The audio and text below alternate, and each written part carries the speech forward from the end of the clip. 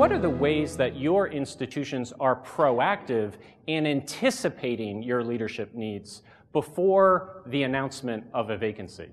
Well, succession planning is a centerpiece for our organization at this time. Anybody in a leadership position is expected to be developing those under him or her for that role. And, you know, for example, in my own role, I made this comment recently at a succession retreat, that there's a line about 10 or 12 physicians long outside my door who would be interested in that role, not all necessarily qualified, but interested, and balancing that, developing them, giving each of them some sort of new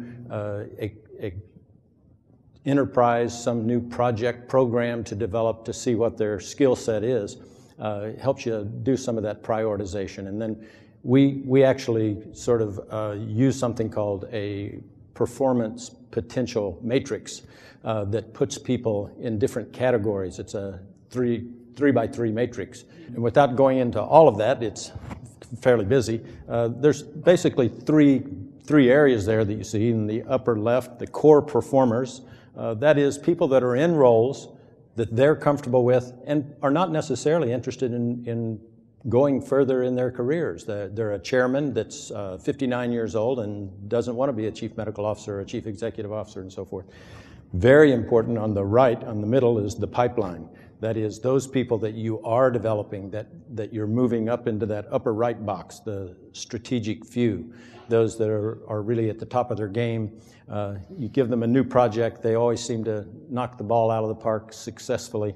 And so we actually plot people on this matrix and share this in our human resource department so that people know. We had an unfortunate incident about 5 years ago where one of our key leaders died unexpectedly, and it prompted us to know this. And we also ask people to write what we call a hit by the lottery letter that says if you were to hit the lottery today and you aren't coming in Monday, who would you want in your role? Who could step into that at this point? And it emphasizes and puts focus on you're expected to be doing this.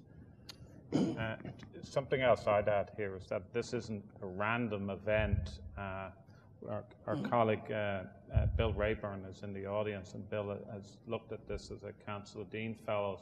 And our specialties, at least at a chair level, there are consistencies across time in terms of the average duration. So in my field, on average, first-time chairs of psychiatry are 7.5 years. That differs for other specialties. It's a lot shorter in general medicine, and of course, deans are on average 4.5 years. So that the succession planned with an anticipation of the life cycle, and probably in general terms, 10 years is a fair amount of time for a senior leadership position. They say 10 years plus or minus 3 years. And so you can also anticipate and factor into the succession the likelihood that somebody will have done, the 90% of the good work and the 10% that's left that's probably not going to happen in that remaining time. So, Peter, let me ask you something specific about your role, because your position as Associate Dean for Leadership Development is, as far as I am aware, maybe the only such Associate Dean position like that at medical schools in our community. Can you talk a little bit about what that position is in terms of developing leadership at MCG? Sure. Our Dean, Doug Miller, assumed the position and felt that just like we've been talking, that the issue of recruitment was such a significant issue that in addition to the good skills of administrative colleagues like you described with Kathy, the value of having a senior faculty member oversee searches was worthwhile. And so he created this position with the idea of having a consistency from search to search, so that one person would learn across searches and develop more fine-grained practices. In addition to that, what we've done as part of this role is also to have core members on search committees. So we've kind of kept people and transited them from search to search. That has a downside because people burn out if they're on, and particularly if you have several searches going on. So that's been one facet of this. The other aspect as the job has developed is more broadly into talent development and looking at leadership programs, of which I'm sure many people in the audience have contributed to, but really try to do that at a homegrown, at our own level.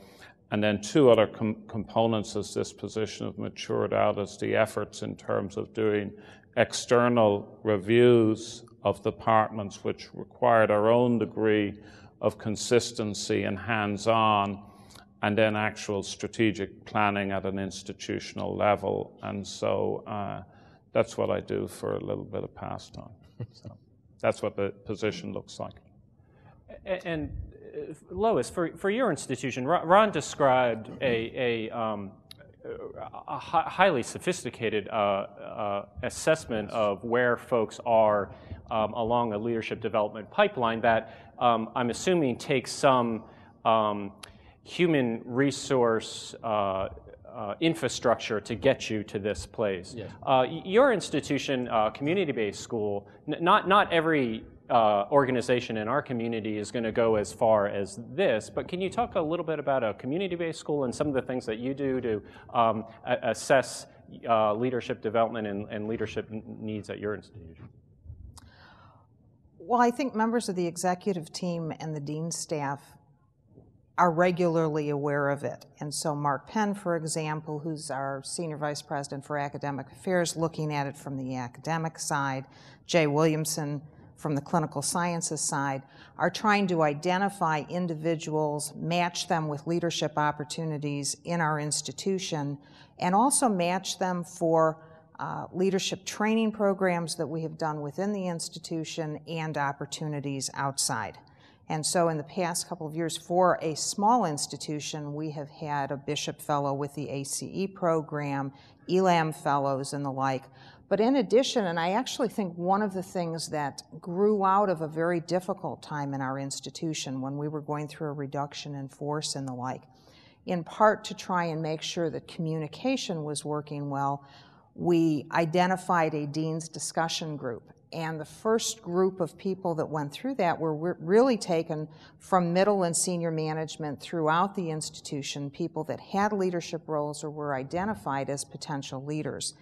And what began as a year-long monthly conversation about what was going on and allowing good communication, I think, to occur throughout the institution, also wound up being incorporated with people in that group taking the Thomas Kilman instrument on conflict styles and the like.